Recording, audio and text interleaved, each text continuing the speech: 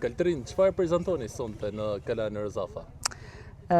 Sot jemi duke prezentuar ciklin i quajtur Sipërfaqja nuk hesht. Është cikli i Thasë të Shkodrës që e quaj une.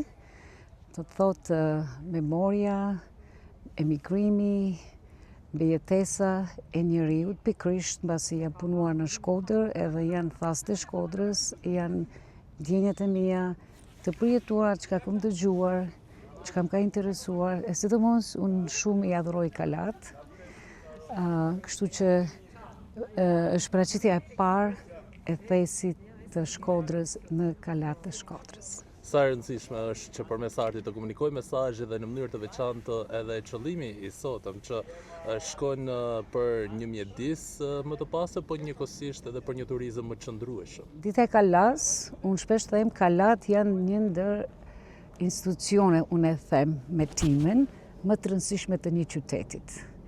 Kalaja nuk hesht asnjëherë. Kalaja është ajo që nganjëherë dhe na përkujton neve kush jemi, çka jemi, dhe të jam pjesë përbërëse e këtij festivali për mua është një nder e madhe.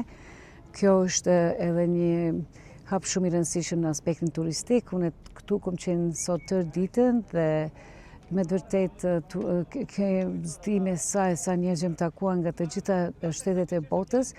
Edhe i thash kolegës time të Utës, thash, "Ua, as vetë nuk isha e vetëdijshme që me arë në Kalan e Shkodrës, po mu ishe me thonë që ke takuar njeriu për të gjithë shteteve të botës." So është më rëndësi shumë.